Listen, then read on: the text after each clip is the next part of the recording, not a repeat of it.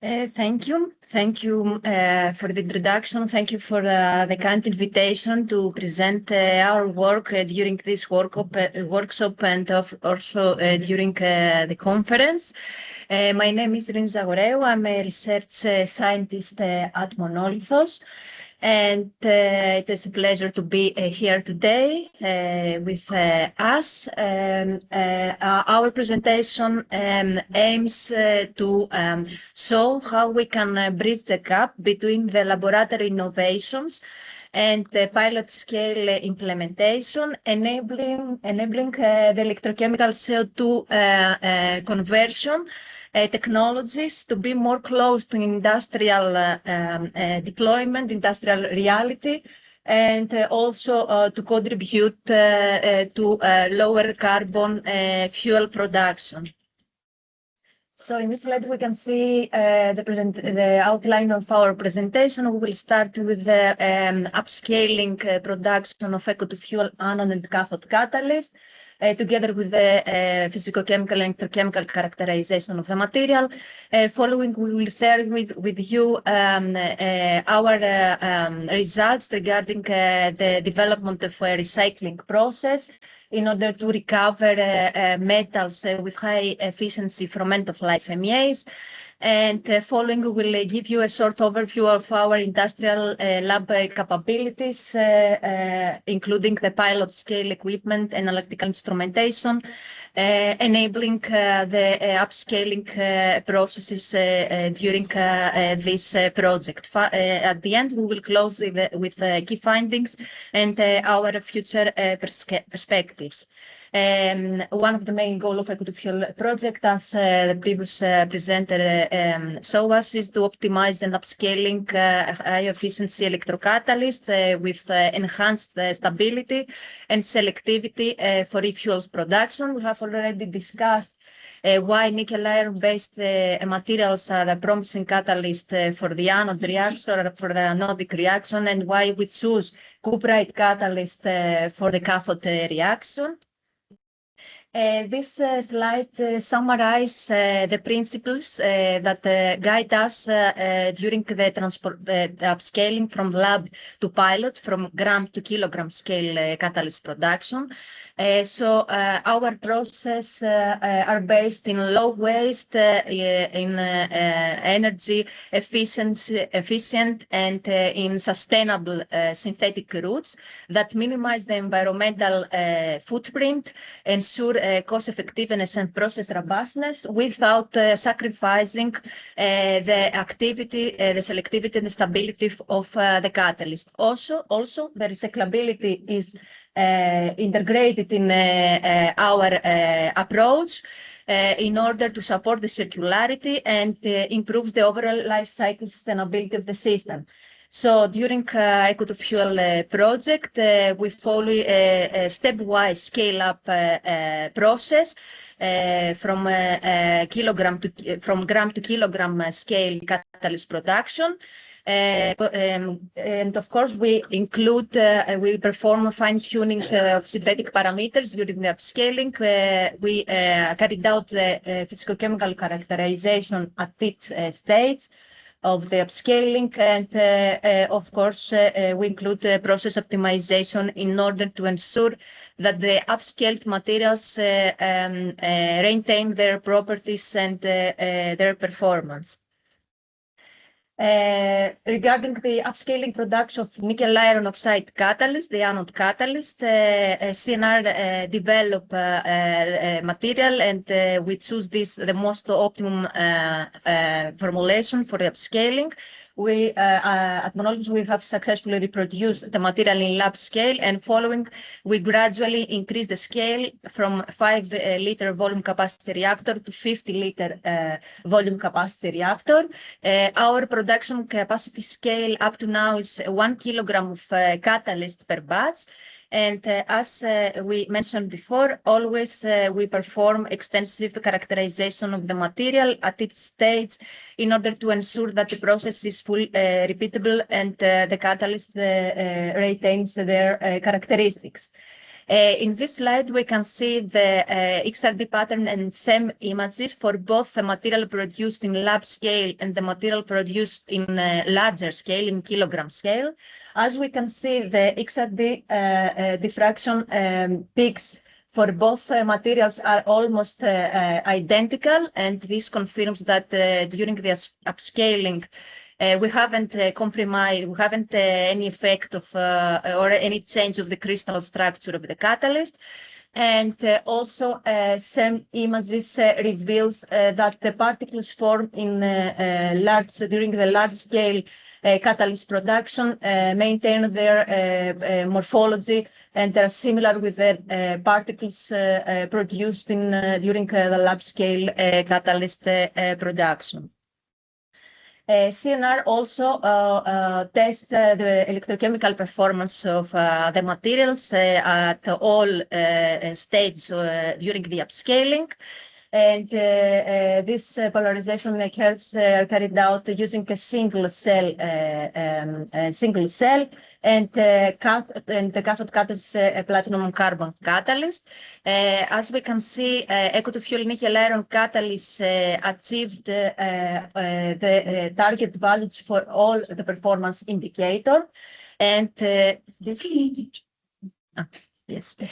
We achieve with the selected catalyst formulation all the performance target indicators, and this also validates that during the upscaling the material retains their both properties and performance. Moving to the cathode catalyst production, we follow the same procedure as before. The catalyst developed by UPV following wet chemical synthetic route, and following first we reproduce the material in lab scale, and then we move gradually from 5-liter reactor to 50-liter reactor, while we always, as we did for the anode catalyst, we always test the material using different physicochemical techniques. Our production capacity scale is reach 0.5 kilograms of catalyst per batch. And in this slide, we can see a comparison of XRD pattern of material produced in lab scale and the material produced in larger scale. As we can see, the diffraction peaks are almost identical for both materials, and we have also carried out some analysis and other physicochemical characterization that we did with the support of UPV in order to confirm that the material, the upscale material, has the same properties with the lab scale material. And again, this same images reveals that we have successfully reproduced the material and we achieved producing kilogram scale. The catalyst, this catalyst also tested in situ by CNR in order to confirm that the high performance and comparable performance with the commercial materials. As we can see, this is some results at the beginning of the project. The material, the eco-to-fuel cuprite material, exceed the target values for the electrochemical performance, the target that we set at the beginning of the project, and also our catalyst shows selectivity towards the gaseous products like ethylene, but also towards liquid multi-carbon products like ethanol, propanol, and allyl alcohol. During the eco-to-fuel project, we have also studied the recycling of end-of-life MEAs to recover the metals after the cell disassembly. Our recycling approach is designed to be compatible with scaled system to deliver environmental benefits, of course, to reduce the cost and to contribute to the circular economy. And here is a recycling, the recycling process flow diagram that we have followed. We receive end-of-life MEAs from partners from CNR and Vito after the cell disassembly. And the first step is to separate the anode and the cathode electrode from the membrane. And following, we apply a mild low-cost method in order to detach the spent catalytic layers from the electrode substrate. And in order to recover, of course, the metals from the spent powders, we apply our patented chlorine hydrometallurgical approach that can reach high leaching efficiency for PGMs, but also for non-PGMs under mild operational conditions. So more specifically in this slide, we can see the catalyst detachment from anode and cathode electrode from end-of-life electrodes, following mild and non-destructive method, detachment method. We treat each electrode separately. And in order to assess the usability of the recovered substrates, we use the optical microscopy analysis to study the morphology of the recovered component and to compare this structure, this morphology with a bare substrate. And as we can see in the case of nickel felt, the recovered nickel felt, it seems that we haven't affected the morphology, the structure of the component after this disassembly, after this detachment, catalyst detachment. So this assure perspective for second life application of this component too. Regarding the extraction of the metals from the spent catalyst powder, we before proceed with the leaching test, we carried out physicochemical characterization to determine the elemental composition and to measure the metal concentration after the cell operation in order to design an effective recycling approach, recycling method. Following, we are applying our chlorine-based leaching method. As mentioned before, is a low-cost and sustainable method. We use extremely low concentration of hydrochloric acid, and following this method, we are able to recover higher than 90% of nickel, iron, and copper from spent catalyst powder at lower than 80 degrees Celsius and after 4 hours.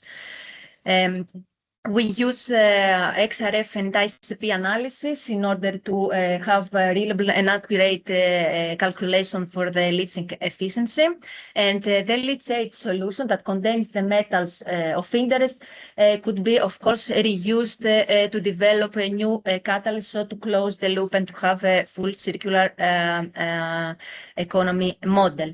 Our recycling method has been already successfully upscaled and validated. And we, as mentioned before, we can achieve high recovery yields of the metals, but also high purities of the recovered metals. That is really important if we would like to reuse them to develop new catalysts. Also, eco-to-fuel recycling technology is industrially scalable, and this means that we can treat more than 20 square meter electrode area in a single batch, enabling the cost-effective commercialization of this technology. In order to be able to upscale the process that we presented you before, we have a fully occupied industrial lab for catalyst synthesis, characterization, performance testing, and recycling. Our chemical reactors, we have a wide range of chemical reactors up to 1 cubic meter volume capacity, and of course we have the required analytical equipment in order to ensure the quality of the upscaled materials, and our instrumentation is calibrated and and it is suitable in order not only to characterize the material, to physicochemical characterize the material, but also we are able to carry it out thanks to electrochemical test of the upscaled material. And a few words regarding Monolithos. Monolithos is located in Athens, in Greece, and we had about 4.6 million euros commercial turnover for 2024. We are more than 30 employees, and we have 0 bank loans and no open accounts to supplier. And we are also full licensing for the production and recycling of catalytic system. Regarding our scientific achievement, we have 5 European patents and more than 35 peer-reviewed scientific publications, where many and also many PhD master thesis internship are conducting in our premises. Our commercial activities are divided into sector, let's say, the automotive catalytic converter and diesel particulate filter manufacturing, and the recycling and assessing of platinum group metals from end-of-life catalyst. And we are also active in, and we have experience in the regeneration of diesel particulate filters and the selective catalytic reduction system in marine and stationary catalytic application, but also in heavy-duty applications. Our research and innovation department is divided in 3 sectors: nanocatalyst sector, but we produce catalyst in kilograms scales for different applications; electrochemistry sector, where we produce not only non-PGM but also PGM-based catalyst, and we have also experience in recycling; and waste valorization sector, where we recover critical and strategic material from different streams, not only from electrocatalysts, but also from permanent magnets, batteries, and electronic waste. This is an overview of our research and innovation project. And as we discussed before, our aim is to have a circular economy model for all of our streams. So we're trying, after the recovery of the metal, to reuse them to prepare new catalysts, and also to substitute a part of the PGMs with non-PGM materials in order to reduce the catalyst cost. Here are some representative pictures from the upscaling in our laboratories. Except the electrocatalyst, as I mentioned, we are able to produce in kilogram scale photocatalyst and other catalysts too. And we have received a lot of awards regarding our universal recycling method, but also the experience and the excellent in nanocatalyst. And to sum up, with an eco-to-fuel project, we have successfully upscaled in kilogram scale both anode and cathode catalysts without compromise their properties and the performance. And we have also designed a sustainable and low-cost recycling approach, achieving higher than 90% lead zinc efficiency for the metal of interest. Regarding our next step or future perspective, in order to have a closed loop and a full circular economy model, the recovered material, the recovered metals can be reused to fabricate new MEAs in order to reduce the environmental footprint and lower the cost of new stack manufacture.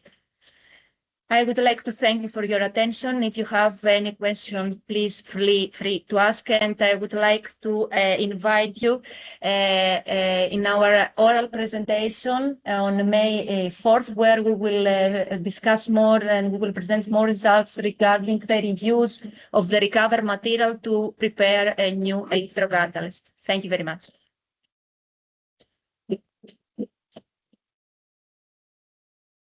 Thank you, Eirini, for the nice presentation. Any questions from the people present here? If not, there are a lot of good questions for Eirini online. So I'll pick out a few because we don't have a lot of time.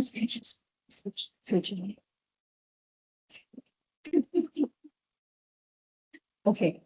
So the first question for Eirini, at least the ones I'm picking out. The SEM image of the scaled cuprate catalysts are on the scale of 5 microns. What are the average sizes of the particles, question mark, And can you make them smaller to be more active towards ECO2RR, as hydrogen efficiency is almost 50%? Thank you for the question. The average particles is about 20 nanometers, and by fine-tuning the process parameter, the synthetic route, for sure we can achieve smaller particle size. But for this project, this was the optimum formulation that have been selected for the upscaling. Okay. Thank you, Eirini. So next question. Great to see recyclability being a focus of research at this stage. Roughly how long were the MEA lifetimes before recycling? Thank you for the interesting question. We have received MEAs, as mentioned before, from both Vito and CNR partner.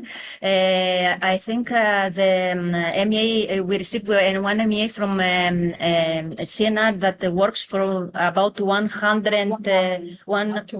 Yes, and also the one that we received from Vito, it was after the full operation of the stack. So it was after a long-term operation. Yeah.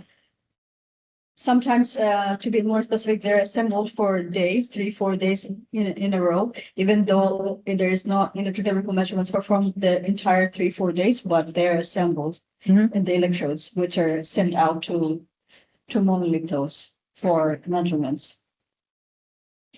Okay, how is the morphology of the catalyst compared with before recycling? Is that similar? We haven't included these images here, but regarding we observe a minor degradation for sure of the catalyst, more specifically in the case of cuprite catalyst, but it's comparable. But we observe some difference as expected after the operation of in a cell. Thank you, Eirini. Thank you too.